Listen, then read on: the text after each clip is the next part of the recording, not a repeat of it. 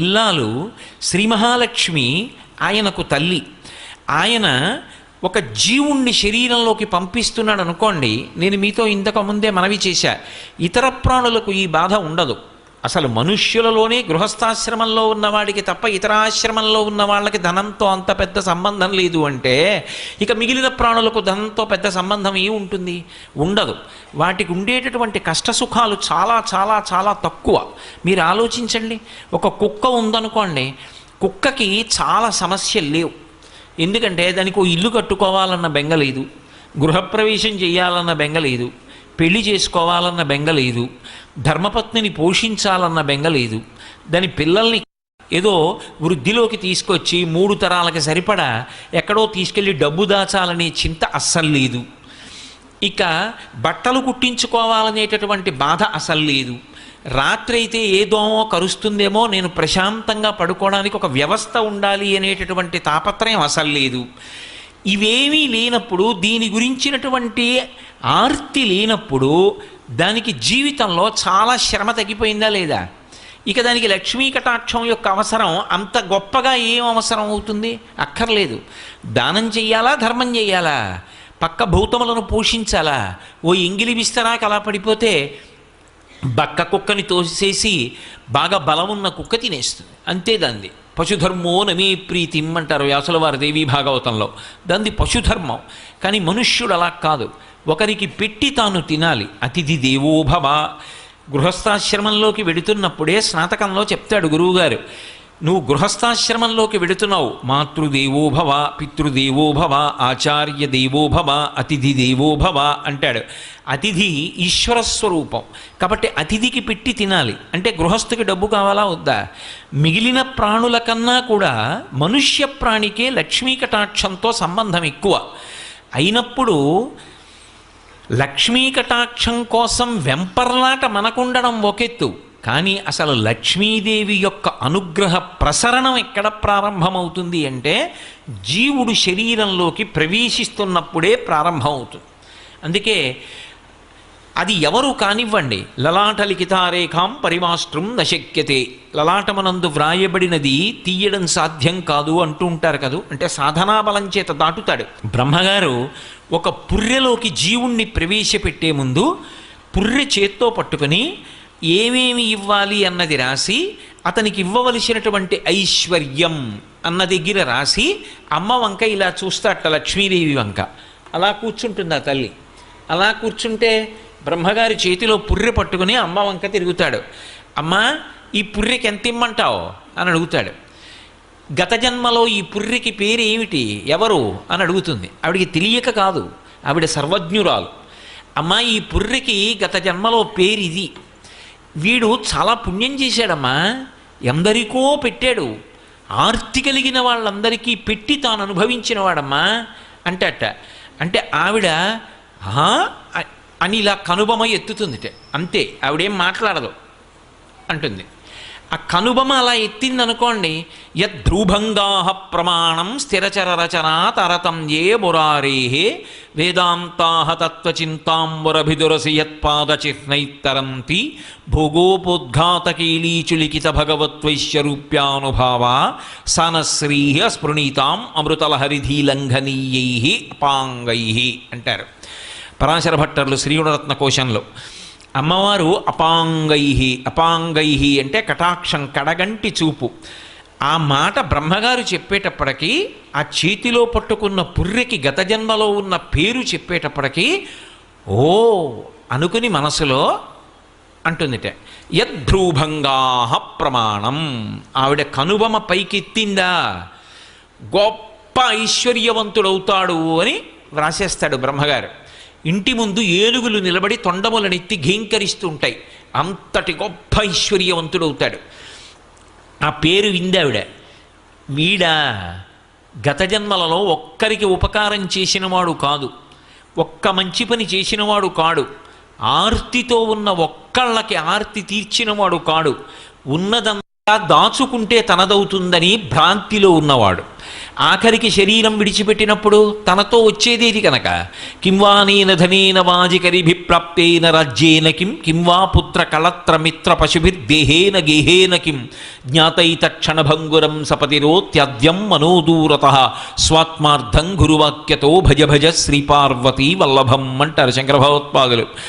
చిట్ట చివరికి తన ఇల్లు, తన బిడ్డలు, తన భార్య, వీళ్ల సంగతి విడిచిపెట్టండి, శరీరమే రాదు. కల్లరి బొమ్మయవు కాయమ్మునొల్లా అద్దె కొంపలబోలు ఆ లోకముల్లా తను పెంచు దొంగలవు తనయులనొల్లా ఎందుకీ భోగమ్ములిందుకీ మురుపు ముందుచా ఉండంగ మురియంగనగునే అంటారు మానస పూజలో. నిర్దాక్షిణ్యంగా తన శరీరమే అగ్నిహోత్రంలో సంస్కరింపబడి కాలిపోతుంటే జీవుడు లేచి చూసుకుని బాధపడతాడు. అప్పుడు ఏమైంది? తనూభవుడు అంటే శరీరము నుండి ఉద్భవించిన వాళ్ళు ఎవరున్నారో వాళ్ళు పంచుకుంటారు దాన్ని. తనతో పట్టుకెళ్ళినది ఏముంది? తాను చేసినటువంటి పాపపుణ్యములు ఏవున్నాయో ఆ ఒక్కటే జోలె తగిల్చుకుని వెళ్ళిపోతాడు. నేను ఇవాళ ఈ శరీరంలో ఉన్నాను, మళ్ళీ ఇక శరీరంలోకి రాను అని రూఢంగా చెప్పడం అంత తేలికైన విషయం కాదు. ఈ శరీరంలోకి ఎలా వచ్చానో అలాగే ఈ శరీరం నుంచి నిష్క్రమించి ఇంకొక శరీరాన్ని పొందుతాను కొంతకాలం అయిపోయిన తర్వాత. అప్పుడు ఆ శరీరానికి కూడా సుఖదుఖాలు ఉంటాయి. ఆ శరీరానికి ఆకలి ఉంటుంది, దాహం ఉంటుంది, ఎక్కడో గూడు కావాలని ఉంటుంది, భయం లేకుండా బ్రతకాలని ఉంటుంది. అలా బ్రతకాలి అనుకున్నప్పుడు అవన్నీ నేను పొందాలి అంటే భగవంతుడు చూసేదేది అంటే ఈ జన్మలో నువ్వేం చేశావు, చేసినదేదో అది పునర్జన్మకు కారణం. ఈ జన్మలో చేసింది వచ్చే జన్మకి కారణం కాదు అని సిద్ధాంతీకరించాననుకోండి, అసలు నేను ఈ జన్మలో జాగ్రత్తగా ఉండవలసిన అవసరం ఎక్కడి నుంచి ఉంటుంది? దీని కొరకు నేను ఏం చేసినా ఈశ్వరుడు పట్టించుకోడు, క్షమిస్తాడన్నాను అనుకోండి, అప్పుడు నాకు అసలు ధార్మికమైన జీవనమునందు అనురక్తి ఎందుకు కలుగుతుంది? అందుకే సనాతన ధర్మం మనకు ప్రాణం ఎక్కడున్నది అంటే పునర్జన్మ సిద్ధాంతంలో ఉంది. నువ్వు చేసినవేవో అవి నువ్వే అనుభవించాలి, అందులో పంచుకోవడానికి ఎవరు రారు. అది నీ శరీరము ఖేదపడుతున్నా, నువ్వు బాధపడుతున్నా అది పంచుకోవడానికి మాత్రం ఎవ్వరు ఉండరు, మళ్ళీ నువ్వే అనుభవించాలి. అన్నప్పుడు ఎంతకాలం ఉండిపోతావు ఈ శరీరంలో? ఉండవు. ఉంటే 80 ఏళ్ళు ఉంటావు, 90 ఏళ్ళు ఉంటావు, వదిలిపెట్టాలి. వదిలిపెట్టిన తర్వాత మరి జీవుడి గతి? అప్పుడు జీవుణ్ణి లెక్కలోకి తీసుకోవాలి. తీసుకుని వీడు బాగుండాలి. వీడు బాగుండాలంటే ఇక్కడ ఏదో చెయ్యాలి. మీరు నన్ను ప్రశ్న వేస్తారు, నాకు తెలుసు. అందరికీ అన్నీ చేయడానికి డబ్బు ఉంటుందా అండి? అందరూ ఇలా హరిహర క్షేత్రాలు కట్టగలరా? అందరూ ఇలా వేదికలు నిర్మాణం చేయగలరా అని అడగచ్చు.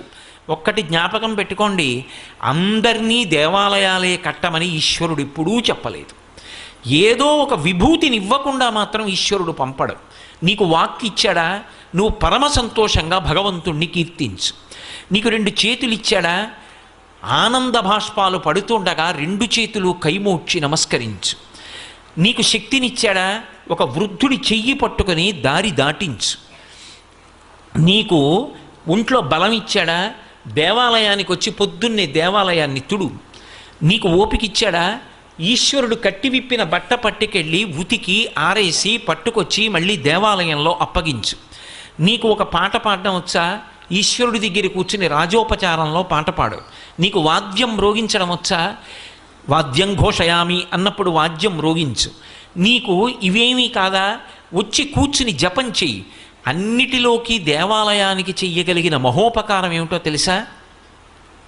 నేను ఆ మాట చెప్తే మీరు తెల్లబోతారు. ఒక గుడికి చేసే మహోపకారం ఏమిటి అంటే గుడికి వెళ్ళడమే. ఎందుకో తెలుసా? ఎంత పెద్ద గుడి కట్టనివ్వండి, ఎంత శోభస్కరంగా కట్టనివ్వండి, చుట్టుపక్కల ఉన్న వాళ్ళు ఎవ్వరికీ గుడి మీద శ్రద్ధ లేదు, ఎవరూ గుడిలోకి రారు. అప్పుడు ఆ గుడి ప్రయోజనం ఏమిటి? అది అత్యంత ప్రమాదకరమైన సంకేతం. భగవంతుడు కూడా ఆర్తో జిజ్ఞాసురర్థార్థీ జ్ఞానీచ భరతర్షభ అన్నాడు. ఆర్తి కలిగిన వాడు, కోరికున్నవాడు నన్ను ఆశ్రయిస్తాడన్నాడు. కోరిక అంటే అమెరికా అధ్యక్ష పదవి కావాలి అని నేను కోరితే మహాదోషం. నేను ఈ దేశానికి రాష్ట్రపతి అయిపోవాలనుకుంటే దోషం.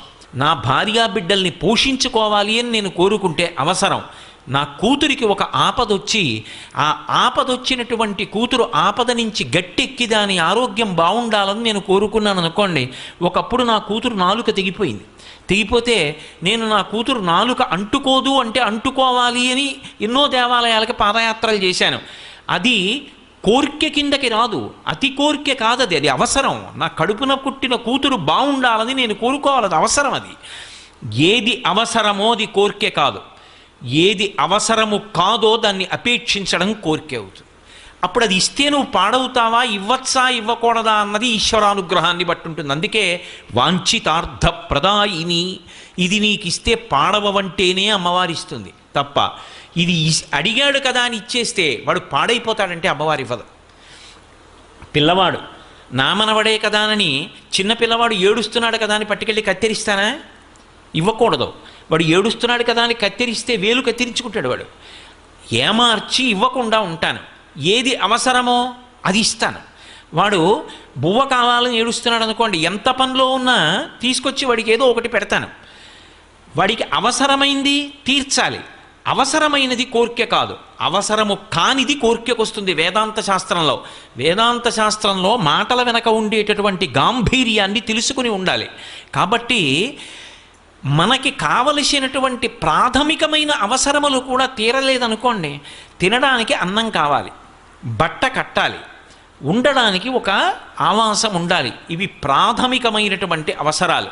ఇవి లేవనుకోండి, ఇది ఎవరికి లేవో వాడు కేవలం వాడొక్కడే దుఃఖపడడం, వాడిని ఆశ్రయించి ఉన్న వాళ్ళందరూ దుఃఖపడతారు. వాడి భార్య, వాడి బిడ్డలు, వాడి బంధువులు, వాడి స్నేహితులు అందరూ బాధపడతారు. అయ్యో పాపం వాడికి అన్నం లేదురా, తినడానికి అన్నం లేదురా, మొహమాటస్తుడు, ఎన్నాళ్ళు మనం పెడతాం, అసలు తిన్నాడో తినలేదో, ఇవాళ భోజనం చేశాడో చేయలేదో, ఎంత బాధపడతారు. అది అమ్మవారు ఐశ్వర్యాన్ని ఇచ్చేటప్పుడు దేని కారణంగా ఇస్తుంది అంటే, పరాశర భట్టర్లు అంటున్నారు, ఈ పునర్జన్మ సిద్ధాంతాన్ని ప్రాతిపదిక చేసి మాట్లాడుతున్నారు ఆయన. ఏదో కేవల శ్లోక రచన కాదు, మహాత్ములు చేసినటువంటి శ్లోకాలు పరమ ప్రామాణ్యములై ఉంటాయి. యద్భ్రూభంగా ప్రమాణం స్థిరచర రచన తారతమ్యే మురారే. ఒకడు మహదైశ్వర్యవంతుడయ్యాడు, ఒకడు నిరుపేద అయ్యాడు. సృష్టిలో ఈ భేదం ఎందుకు రావాలి? అమ్మవారు పరమకారుణ్యమూర్తి కదా, అందరికీ సమానంగా ఇవ్వచ్చు కదా అంటే అది ఆవిడ దోషం కాదు. ఇవ్వడానికి ఆవిడ ఎప్పుడూ సిద్ధమే. కానీ వీడికి ఇచ్చింది వీడెప్పుడూ 10 మంది కోసం ఉపయోగించింది లేదు.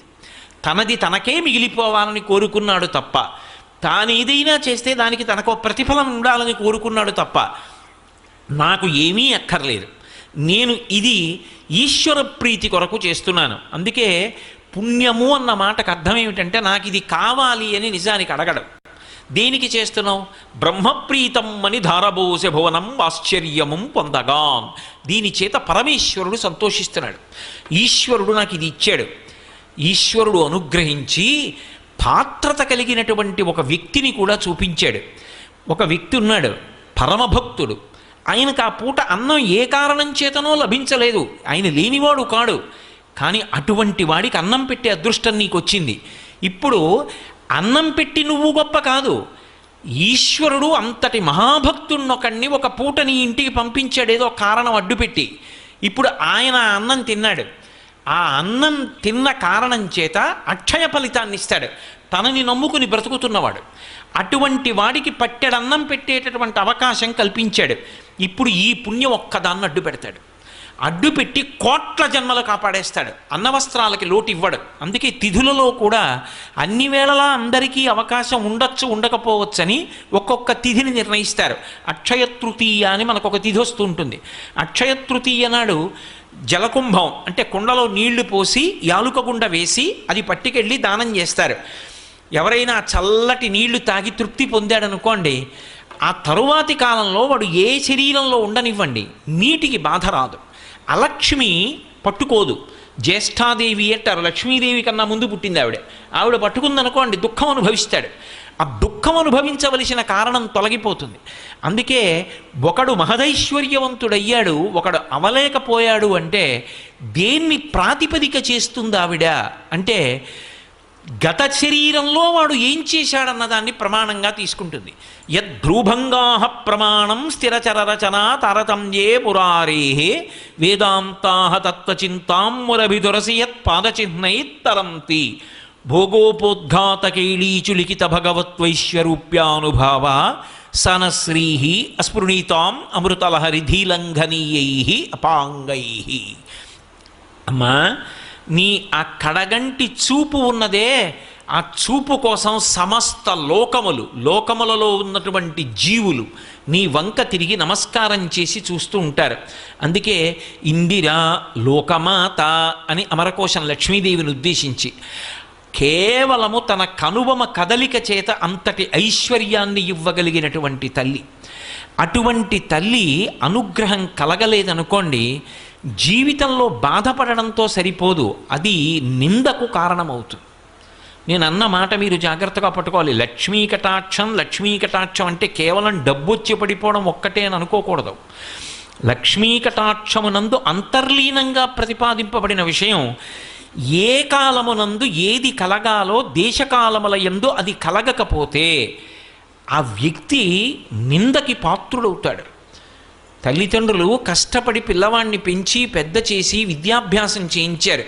వాడు అక్కడికి రాలేదు, వాడు ఒక్క 4 రూపాయలు సంపాదించలేదు. వాడు ఎంత చదువుకోనివ్వండి, ఒక్క రూపాయి కాసు సంపాదించకుండా తిరుగుతున్నాడు అనుకోండి, అమ్మ తిట్టదు. అమ్మ తిట్టినా తాటాకు మంట. అమ్మకి కోపం ఉండదు అసలు. అమ్మ నోటి వెంట ఎప్పుడైనా ఒక నిందావాక్యం వచ్చింది అంటే ఆశీపురస్సరంగా వస్తుంది తప్ప అసలు అమ్మ బిడ్డడు పాడవ్వాలని తిట్టడం అన్న మాట లోకంలో ఉండదు. అటువంటి తల్లిట బాధపడి నింద చేస్తుంది. ఎప్పుడు నింద చేస్తుంది అంటే, వీణ్ణి నేను ఎందుకు కన్నానంటే రెక్కలు అలిసిపోయినప్పుడు ఆయనకి ఆసరా అవుతాడు అని కన్నాను. అందుకే కొడుకు ఎవరు అంటే శాస్త్రం కొన్ని మాటలు చెప్పింది. ఏ కొడుకు తండ్రి ఒక చూరు కింద ఉన్నప్పుడు కొడుకుతో కలిసి ఉన్నప్పుడు ఆ కొడుకు తిరుగుతుంటే తండ్రి ఆనందపడిపోతాడో, ఆ చూపు చాలు వాడు తిరుగుతున్నాడు అని ఆనందపడిపోవాలి. తండ్రి పడుకుంటున్నాడు, కొడుకు వచ్చి ఒక్కసారి కాళ్ళొత్తి వెళ్ళాలి తండ్రి గారికి. తండ్రి శంకరుడు, శివాలయంలో కాదు శివుడు ఉండేది. నమశంకరాయచ వేదం చెప్పింది. శంకరుడు ఎక్కడ తిరుగుతాడు అంటే తండ్రి రూపంలో తిరుగుతాడు. తండ్రి ఆర్తి ఎప్పుడూ శుభాలు చెయ్యాలని ఉంటుంది. నేను పాడైనా పర్వాలేదు, నా కొడుకు సంతోషంగా ఉండాలి అని తండ్రి ఆలోచిస్తాడు. అటువంటి తండ్రి కాళ్ళు ఒత్తడం అంటే పరమేశ్వరుడి కాళ్ళు ఒత్తడం. అటువంటి కొడుకు ఒక వయసు వచ్చిన తరువాత కూడా ఒక్క రూపాయి సంపాదించలేదనుకోండి, మాతా నిందతి నాభినందతి పితా భ్రాతాన సంభాషతే భృత్యకుప్యతి నానుగచ్చతి సుతా కాంతాపి నాలింగతే అర్ధప్రార్థన శంకయా నకురుతే సల్లాపమాత్రం సుహృత్ తస్మాత్ నైతికమర్ధమార్జన శృణు సఖే విత్తేన సర్వే వశాః. సఖే, ఓ స్నేహితుడా విను అని ఒక ముఖ్యమైన విషయాన్ని ప్రతిపాదిస్తున్నారు. డబ్బు లేకపోతే నిందకి గురైపోతావు.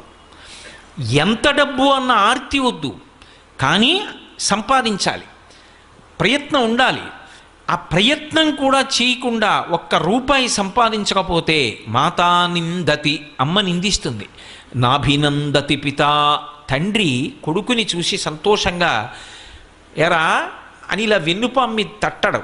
నాభినందతి పితా భ్రాతాన సంభాషతే, మేము కష్టపడి సంపాదిస్తాం, వీడొక్క రూపాయి తేడు అన్నదమ్ములు మాట్లాడరు. భృత్యకుప్యతి, సేవకుడు చెప్పిన పని చేయడు, ఒక్క రూపాయి ఇవ్వలేవు కానీ పనులు చెప్తావా అంటాడు. భృత్యకుప్యతి నానుగచ్చతి సుతా, తండ్రి గారి ఇంట్లోకి వస్తూ ఉంటే కొడుకు జలపాత్ర పట్టుకుని ఎదురొచ్చి నాన్నగారు కాళ్ళు కడుక్కోండి అనాలి. ఎదురు రాడు. నానుగచ్చతి సుత కాంతాపి నాలింగతే, భార్య కూడా ప్రియమార ఆలింగనం చేసుకోదు. ఆఖరికి అర్ధప్రార్థన శంకయాన కురుతే సల్లాపమాత్రం సుహృత్, అతను చాలా మంచి స్నేహితుడు, అతనేమి దోషభూయిష్టమైన నడవడి ఉన్నవాడు కాడు. కానీ అస్తమానం కనపడినప్పుడల్లా డబ్బు అడుగుతుంటే ఆయన మాత్రం ఎక్కడి నుంచి తెస్తాడు? అందుకని ఇట్నుంచి ఈ డబ్బు సంపాదించిన వాడు ఎడుతుంటే అట్నుంచి సుహృత్ మంచివాడైన స్నేహితుడు ఇలా వస్తుంటే వీణ్ణి చూసి పని లేకపోయినా ఇటు రావలసిన వాడు అటు వెళ్ళిపోతాడు. నకురుతే సల్లాపమాత్రం, ఏమాయి బాగున్నావా అని ఇలా చెయ్యి కూడా ఎత్తడు. నకురుతే సల్లాపమాత్రం సుహృత్ తస్మాత్ నైతికమర్ధమార్జన శృణు సఖే. కాబట్టి ఓ స్నేహితుడా, డబ్బు సంపాదించు. డబ్బు సంపాదించనన్న మాట అనకు. యవ్వనంలో డబ్బు సంపాదించి తీరాలి. కాబట్టి తస్మాత్ నైతికమర్ధమార్జన శృణు సఖే విత్తేన సర్వే వశాః. ఆ డబ్బు చేత లోకమునందు సమస్తమైన సుఖములు కలుగుతాయి. కానీ ఒక్కటి గుర్తుపెట్టుకో, నీతి తప్పి సంపాదించవద్దు. అదే సమస్త దుఃఖములకు కారణమవుతుంది. కాబట్టి సంపాదించేటప్పుడు ఒక్కటి గుర్తుపెట్టుకో, నైతికమర్థమార్జన శృణు సఖే. నీతిగా సంపాదించు, నీతి కొరకు ఖర్చు పెట్టు. ధార్మికంగా సంపాదించు, ధార్మికంగా ఖర్చు పెట్టు. ఈ ప్రవాహం ఉన్నదే, అందుకే కరెన్సీ అంటారు. అది ఎప్పుడు కదిలిపోతుంటుంది, రావాలి వెడుతూ ఉండాలి. ఈ వచ్చి వెళ్ళే ప్రక్రియలో నువ్వు తరించిపోతావు. కాబట్టి తస్మాత్ నైతికమర్థమార్జన శృణు సఖే విత్తేన సర్వే వశాః. కాబట్టి డబ్బు అవసరం లేనివాడు ఎవరు లోకంలో?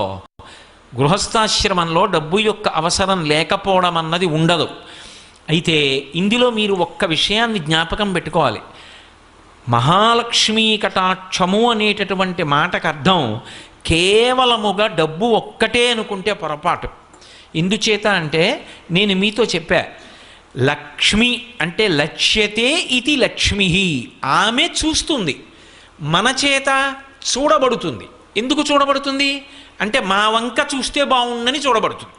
ఆవిడ ఒక్కసారి నా వంక చూస్తే బాగుండు అని మనం చూస్తాం, ఆవిడ లోకములను ఇలా చూస్తుంటుంది. మరి అదేమిటి? ఆవిడ చూస్తుంటే నన్ను చూస్తే బాగుండని చూడడం ఏమిటి అంటే, ఆవిడ అంతటా చూస్తున్నా ఆవిడ చూపు నీ మీద పడలేదు. అది దరిద్రానికి కారణమైంది. అంతటా చూస్తూ నిన్ను చూడకపోవడం దరిద్రానికి కారణమైతే, అంతటా ఆవిడ చూడడం, అంతటా లక్ష్మిని నింపుతుంటుంది ఆవిడ. అందుకే అసలు కటాక్షము అంటారు. అందుకే ఆవిడ చూపుల చేత పోషిస్తూ ఉంటుంది. లక్ష్మి అంటే లక్ష్మ అని గుర్తుగా ఉంటుంది లక్ష్మి. మీకు నేను ఒక ఉదాహరణ చెప్పాలి అంటే, ఒక ఆయన సభలోకి వస్తున్నారు. అబ్బబ్బబ్బా, మహానుభావుడు ఏమి పాట పాడతారండి, గంధర్వగానం అంటాం కదా, ఎంత గొప్పగా పాడతారండి. ఆయన పాడుతుంటే పక్షులు ఆగిపోతాయండి, ఎంత బాగా పాడతారు.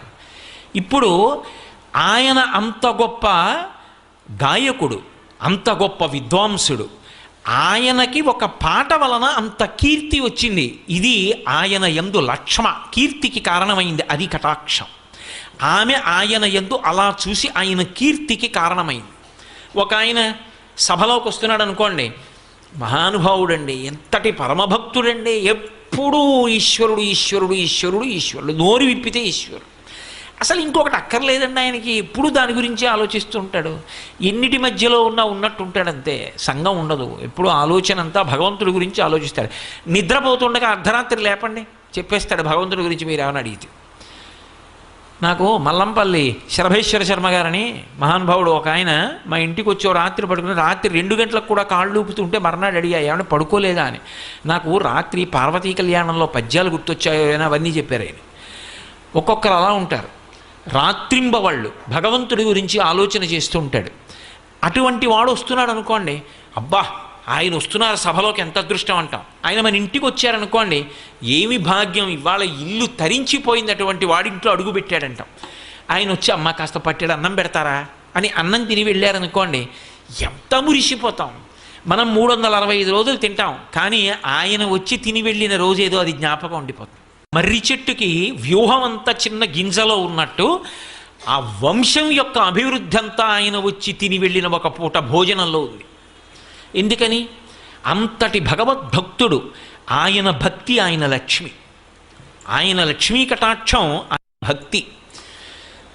ఈ భూమి ఉందనుకోండి, ఈ భూమికి లక్ష్మి ఓర్పు. ఈ భూమికి ఓర్పు లేదనుకోండి, మనందరం చెయ్యకూడదు ఎన్నో చేస్తూ ఉంటాం, అయినా భరిస్తోంది ఆ తల్లి. ఆ భరించగలగడం భూమికి లక్ష్మి. ఒక్కొక్క దాని యందు ఒక్కొక్క తేజస్సు. అగ్ని ఉందనుకోండి, పచనం చేయడం, కాల్చడం దాని లక్ష్మి.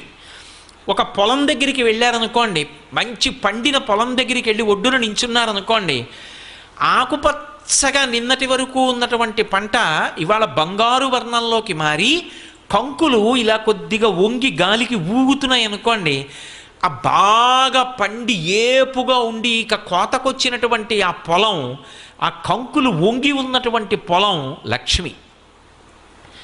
ఓ చెట్టు బోలెడన్ని కాయలు కాసి కనపడింది అనుకోండి, ఒక వసంత ఋతువులో ఒక మామిడి చెట్టు దగ్గరికి వెళ్ళారు, ఎన్ని కాయలో చెట్టుకి ఎటు చూసినా కాయలే, అబ్బా ఇన్ని కాయలో అన్నాం. అన్ని కాయలతో ఉన్న చెట్టు లక్ష్మి. ఒక ఆవిడికి పెళ్ళై 10 ఏళ్ళయింది. 4 పిల్లలు, అమ్మా అమ్మా అమ్మా అంటూ 4 పిల్లలతో వస్తోంది. లక్ష్మి, ఆమె పూర్ణత్వాన్ని పొందింది. ఆవిడ అనుగ్రహం ఉంది. ఆవిడ అనుగ్రహం ఉంది కాబట్టి పక్కన పిల్లలు ఉన్నారు. అందుకే పిల్లలతో తల్లి వస్తోంది అనుకోండి, అది గొప్ప శకునం. ఆ కటాక్షం కలగలేదనుకోండి, ఎంత ఐశ్వర్యం ఉన్నా పక్కకెళ్ళి కళ్ళొత్తుకునే వాళ్ళు లోకంలో ఎంతమంది ఉన్నారు. అందుకే ఎక్కడ ఎవరికి ఏది కావాలో అది ఆ సమయంలో దేశకాలాదుల్ని బట్టి అనుగ్రహించబడితే అది లక్ష్మి. అందుకే భర్తృహరి ఒక మాట అంటాడు, ఆపదలందు ధైర్యగుణమంచిత సంపదలందు దాల్మియున్ భూపసభాంతరాళమున పుష్కళ వాక్యతురత్వమాజి బహాపటు శక్తియున్ యశమునందనురక్తియు ప్రకృతి సిద్ధగుణంబులు సజ్జనాళికిన్ అంటాడు. ఓ ఆపద వచ్చిందనుకోండి, జీవితం అంతా ఎప్పుడూ పువ్వుల పాన్ప అలా ఉండదు. నువ్వు తప్పు చేయకపోవచ్చు, అయినా ఆపద వస్తుంది. మన ప్రమేయం లేకుండా వస్తుంది కాబట్టే దానిని ఆపద అంటారు. ఆ ఆపద వచ్చినప్పుడు తాళి తట్టుకుని నిలబడగలగాలి. అలా తట్టుకోలేక నేలబడిపోయాడు అనుకోండి, మృత్పిండం అంటారు. మట్టి ముద్ద కింద పడిపోతే నేల కట్టుకుపోతుంది. అది బంతి అనుకోండి, కింద పడితే పైకి లేస్తుంది. కింద పడిపోకుండా పైకి లేవాలి అంటే ఉత్సాహం ఉండాలి. ఇవాళ ఈ కష్టం వచ్చింది, ఎదుర్కొంటాను, వ్యూహం రచన చేస్తాను, దీన్ని దాటి ముందుకు వెళ్ళిపోతాను తప్ప ఇక్కడ నేను ఆగిపోని, ఇలా నా ప్రస్థానం ఆగకూడదు, నేను ముందుకు వెళ్ళిపోవలసిందే అంతే అనుకున్నవాడెవడో వాడు శ్రీమాన్, వాడు లక్ష్మీవంతుడు. అందుకే ఆపద వచ్చినప్పుడు తట్టుకోవడానికి ఏది కావాలి అంటే ధైర్యం కావాలి. బాగున్నన్ని రోజులు నా అంత వాణ్ణి నేనని ఇలా చేతి మీరు చెయ్యేసుకు తిరిగాడు. ఏదో చిన్న ఆపద వచ్చింది అంతే, ఇక మళ్ళీ ఆయన ఎక్కడా కనపట్టలేదు. ఏమండి ఎందుకు కనపట్టలేదు అంటే, చిన్న ఆపద వచ్చిందండి తట్టుకోలేకపోయాడు జీవితంలో అంటే లక్ష్మీ కటాక్షం లేదు. మీరు బాగా జ్ఞాపకం పెట్టుకోండి. కాల్చిన తరువాత శోభ కలిగినట్టు కష్టం వచ్చిన తరువాత నిలదొక్కుకు నిలబడగలిగిన శక్తి ఎవరికి వస్తుంది అంటే ఆ తల్లి యొక్క అనుగ్రహం ఎవరికి ఉందో వారికి వస్తుంది. అందుకే లక్ష్మీ కటాక్షము అన్న మాటకు అర్థం కేవలము డబ్బు అని మీరు అనుకొనరాదు. అందుకే తల్లి లోకములనన్నిటినీ చూస్తుంది అన్న మాటకు అర్థం అది. కాబట్టి ఆపదలందు ధైర్యగుణ మంచిత సంపదలందు దాల్మియున్, విశేషమైన ఐశ్వర్యం కలిగిందనుకోండి, ఐశ్వర్యానికి ఉండేటటువంటి దోషం ఏమిటి అంటే అహంకారాన్ని కల్పిస్తుంది. కానీ ఎవరి యందు లక్ష్మీ కటాక్షమున్నది అని చెప్పవలసి ఉంటుంది అంటే, ఎంత ఐశ్వర్యం ఉన్నదో అంత గుర్తు పెట్టుకుని, ఎంత పేదవాళ్ళు కానివ్వండి, బంధు బంధు బంధు బంధు ఎక్కడో ఎప్పుడో బంధువులు, ఒకప్పుడు వాళ్ళు పేదవాళ్లే కానీ ఇప్పుడు మహదైశ్వర్యవంతులు, కానీ వాళ్ళని చూసి తెలియనట్టు వెళ్ళిపోరు.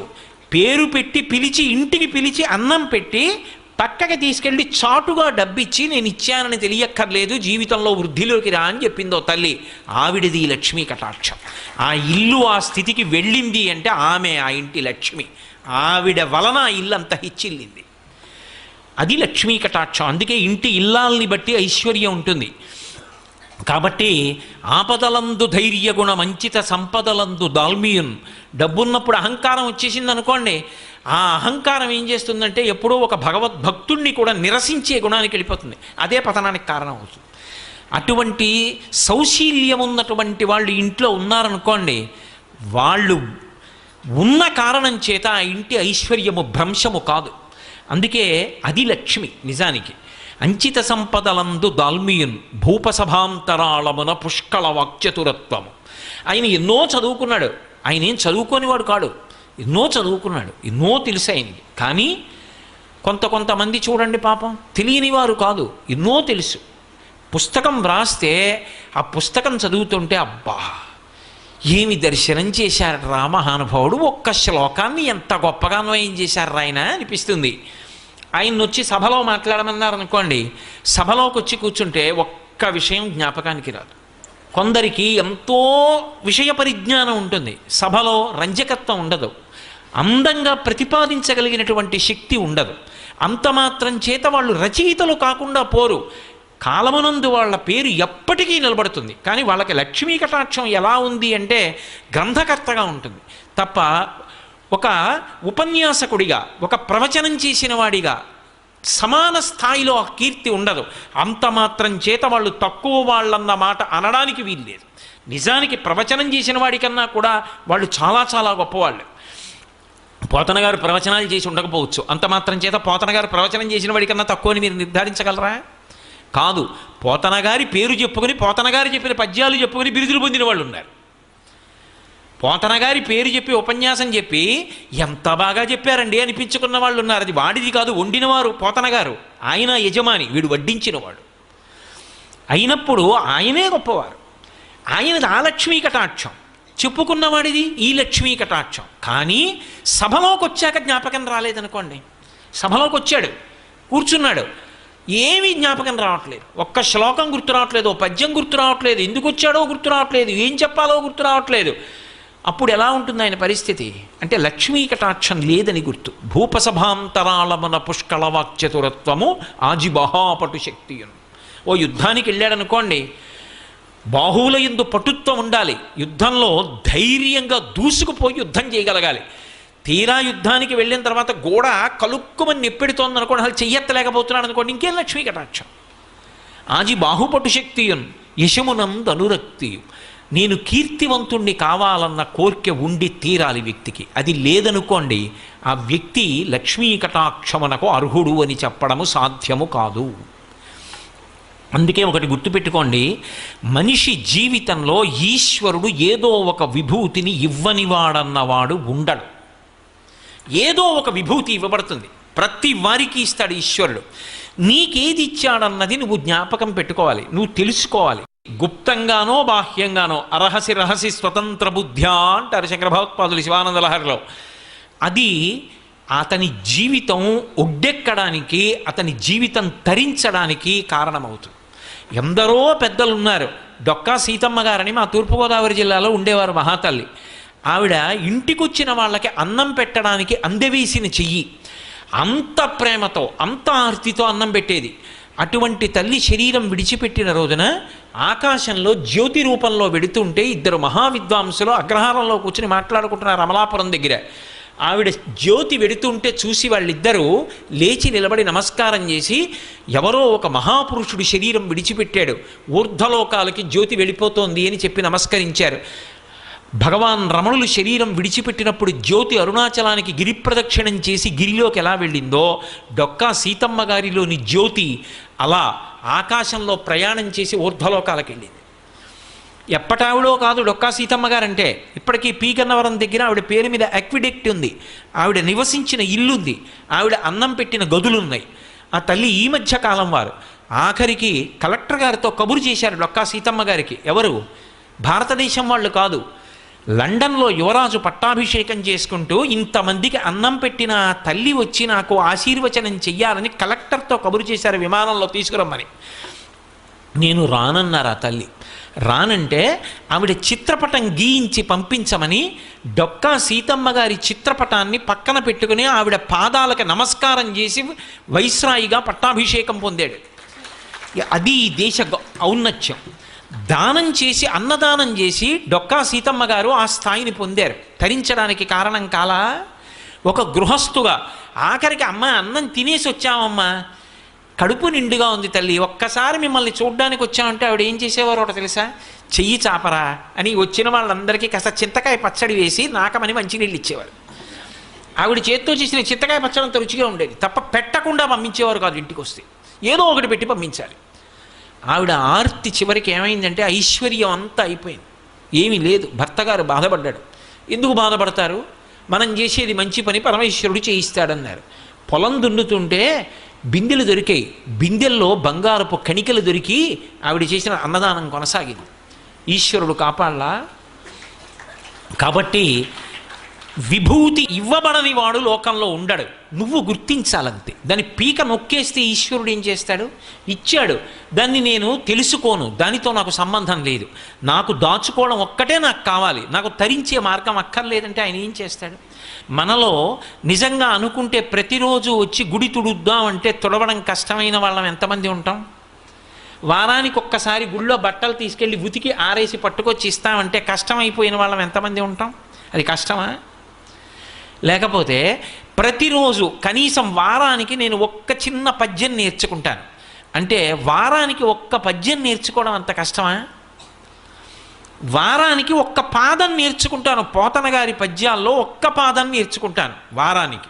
చిత్తశుద్ధితో ప్రయత్నిస్తే అంత కష్టమా?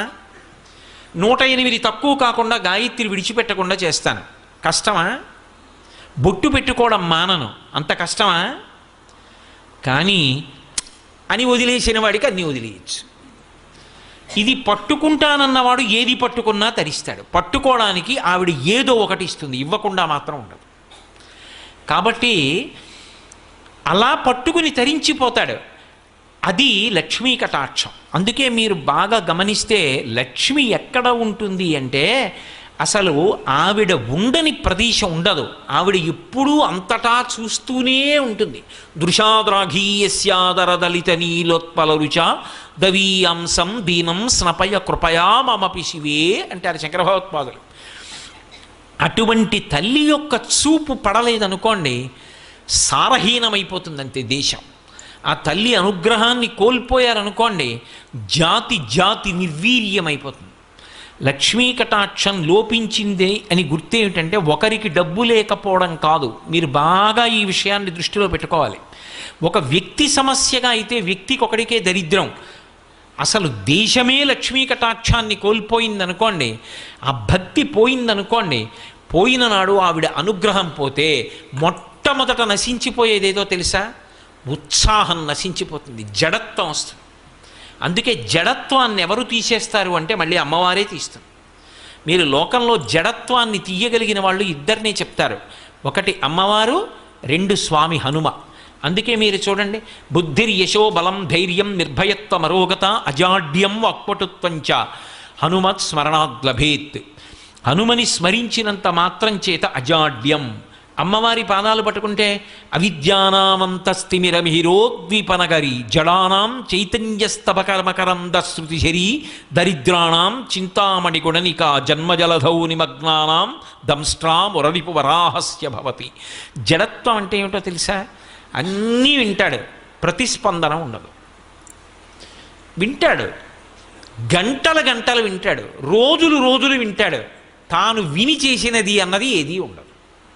శృణ్వంతప, ఆ వినడం మీద అనురక్తి ఉంది, అంతవరకు మంచిది అనుకోవాలి తప్ప ప్రతిస్పందించి చేసింది ఉండదు. మీరు చెప్పండి ఊ అండవు, ఓ అండవు, నేను చేస్తానడు చెయ్యనండవు. ఒరే రేపటి నుంచి ఒక్కసారి గుడికి ఎదురుగుండా ఉన్నావురా, ఒక్కసారి అలా వెళ్ళి ప్రదక్షిణం చేసిరారా అంటాడు. లేవడు, వెళ్ళడు, గుళ్ళోకి వెళ్ళడు, ప్రదక్షిణం చేయడు, నమస్కారం చేయడు.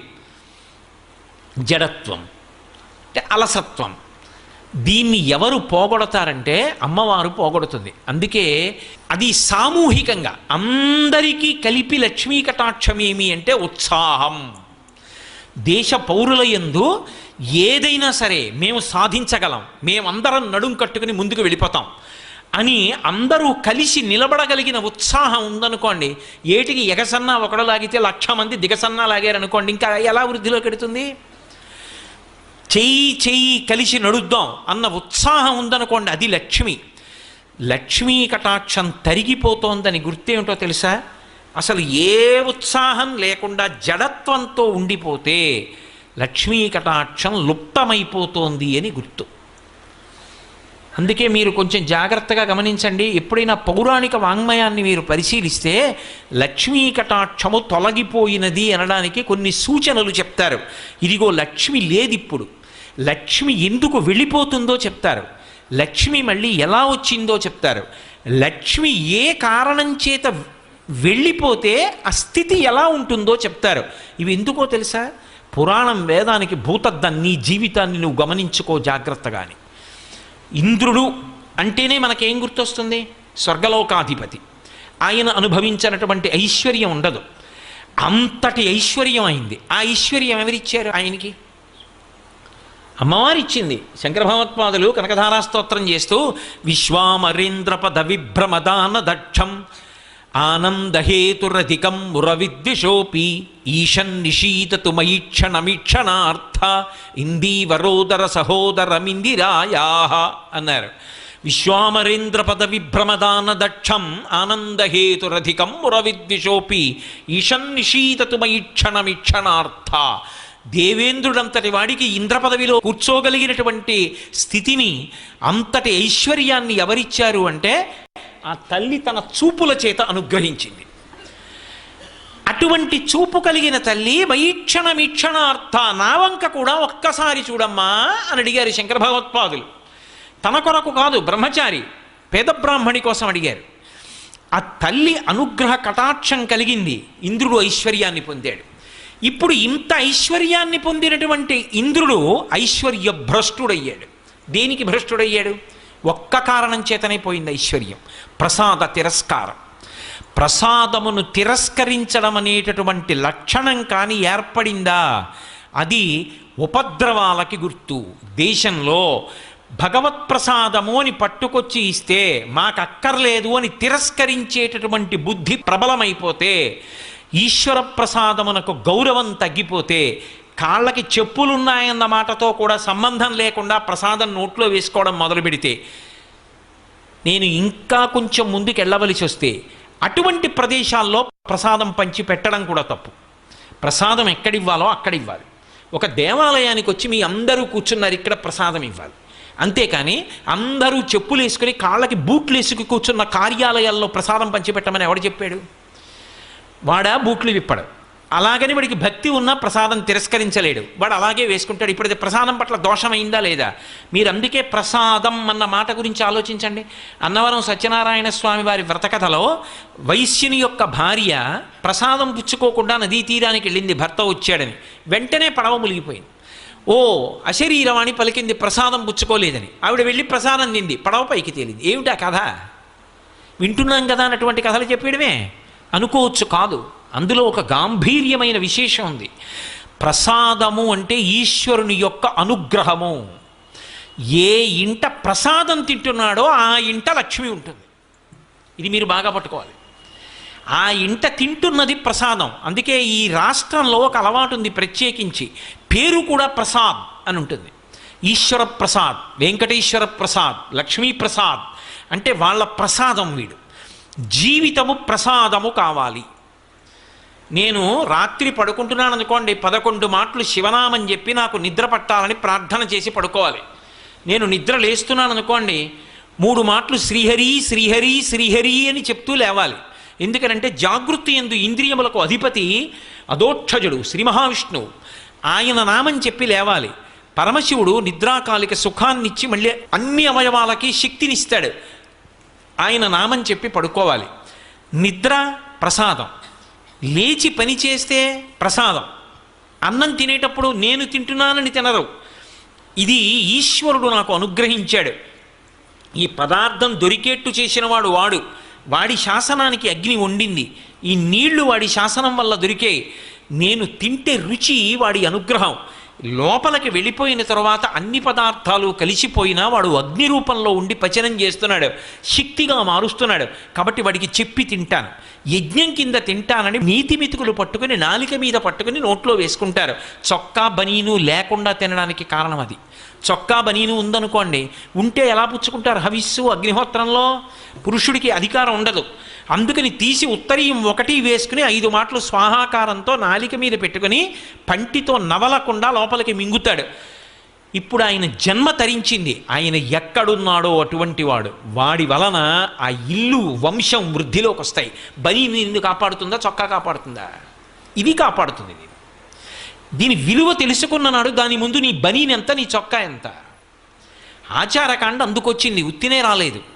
కాబట్టి ఇప్పుడు అలా తిన్నాడు, ఏదో పని మొదలెడతాడు, ఈశ్వరుడికి చెప్తాడు, పని పూర్తయింది, ఈశ్వర మీ అనుగ్రహం, పని పూర్తయింది అంటాడు. ఇప్పుడు అసలు ఆయన జీవితంలో ప్రసాదం కానిది ఏదుంది? ఆఖరికి మృత్యు వచ్చి కబళించేస్తోంది. ఈశ్వర మీ అనుగ్రహంతో ఇన్నేళ్ళు శరీరంలో ఉన్నా, కొడుకుల్ని చూశా, కోడళ్ళని చూశా, కూతుళ్ళు, అల్లుళ్ళు, మనవలు, ముని మనవలు చూశా, మీ అనుగ్రహంతో ఏదో బ్రతికున్నన్నాళ్ళు మీ గురించి చెప్పుకున్నా, ఇది వదిలిపెట్టేస్తున్నాను, ఈ తోలుతిత్తి మీ పాదపంజరంలోకి వచ్చేస్తున్నాను, ఎక్కువ ఆయాసం లేకుండా విడిపించేయండి అని నమస్కరించి దీన్ని కూడా ప్రసాదంగా వదిలిపెట్టేస్తాడు. ఇప్పుడు అసలు జీవితమే ప్రసాదం.